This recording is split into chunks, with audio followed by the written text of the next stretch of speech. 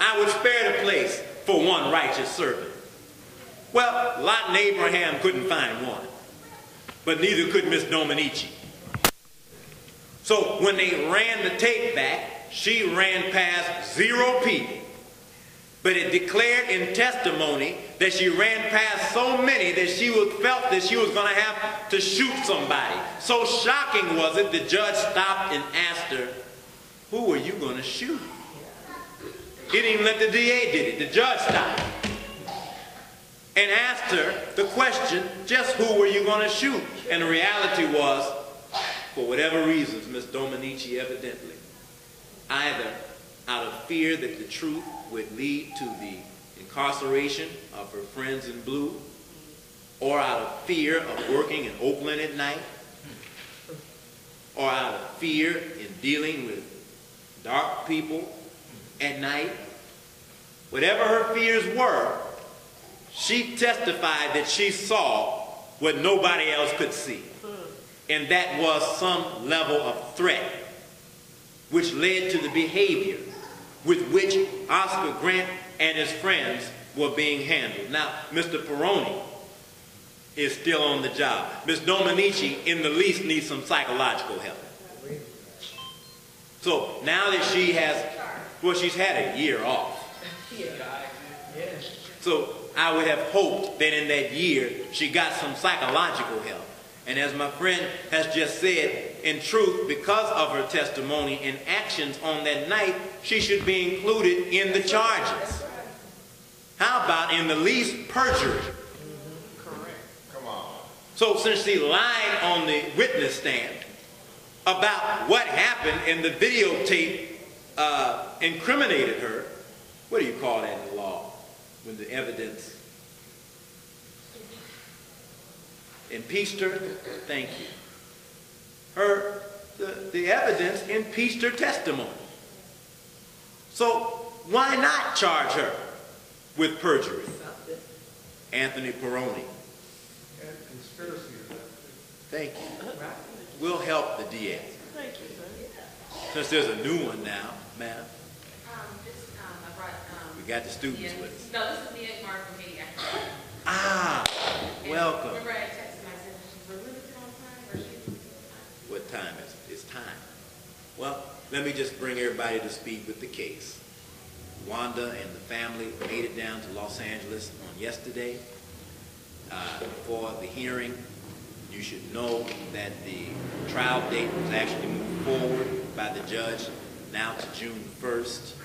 You should also know that Attorney Raines for the defense is still trying to find some slick way to help his his client, and the slick way that he reached for was that he is going to file a motion to ask the judge to permit police officers to sit on the jury, to permit them as citizens to sit on the jury. So on June 1st, whatever those motions are, I think will be heard before June 1st. But June 1st should begin the jury selection process. Now, I don't see any way on the planet that it is possible that the judge would accept that police officers should sit on the jury of the first case in the state of California history where a law enforcement officer has been charged with a capital offense. I just can't imagine there's not a police officer in the state that's not aware of this. In fact, I would argue that every police officer in the state is aware of this because we went to see the 2 bills through for civilian oversight at Barton. And when we arrived there, we were told that the representatives there at the state capitol on those 2 meetings, between those 2 meetings, they represented every law enforcement officer in the state of California. So that regardless of sheriffs, marshals, highway patrol, local law enforcement agencies, every police officer in the state, their unions were represented at the state capitol to oppose AB 312 by Assemblyman Swanson and to weigh in on AB 1586 by Assemblyman did I say Swanson before? Amiano before, and 1586. That's now passed the lower house by Assemblyman Swanson. Now I wanted to bring before us special guests that have been engaging. There's two groups we'd like to hear from this evening in the time we have remaining. Those that have been engaging our support for the people of Haiti.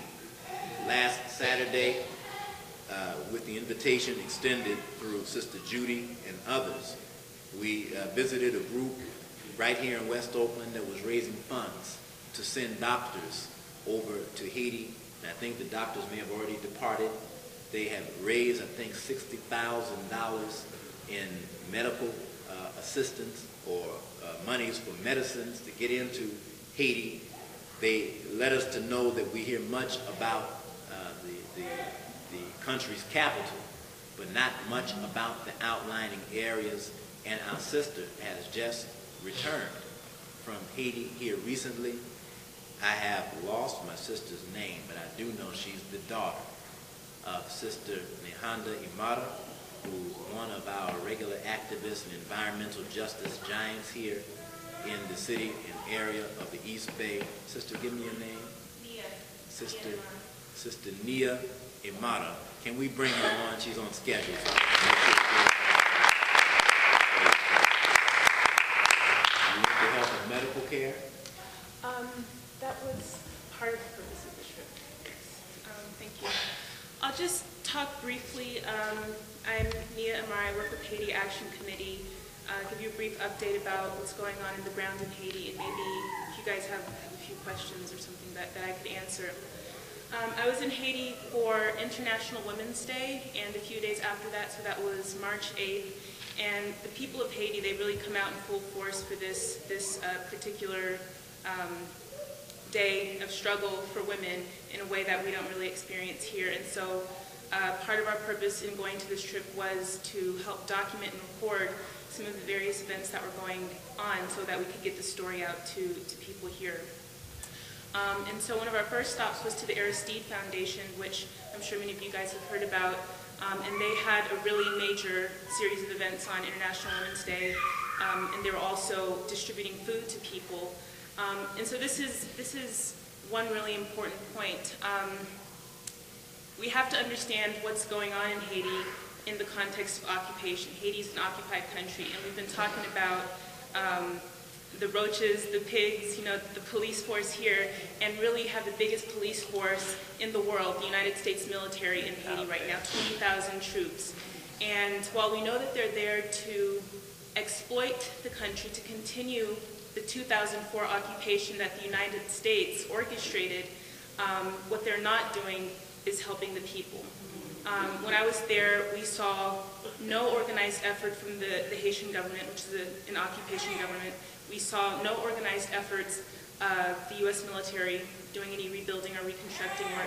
And we saw no organized efforts on a large-scale basis of the United Nations, who have had their troops in Haiti since 2004. What we did see were Haitian people organizing.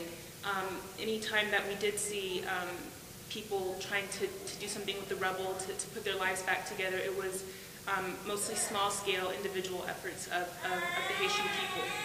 But the thing to understand is that people are organizing there. They're not waiting for the wrong people to do the right thing.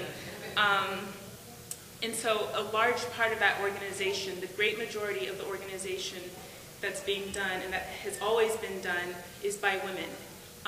Figures that we heard are that 80% of what gets done in Haiti is done by the women in Haiti, and that the earthquake has really impacted women in a special way because women had already had the brunt of the work on them, taking care of the kids, teaching, healthcare, working in the marketplace. These are the sorts of things that women do, and now on top of this, they're facing the trauma of the aftermath of the earthquake. People are still very afraid. Everybody's sleeping outside. We slept outside when we were there in a tent because of one, the trauma. Everybody's on edge.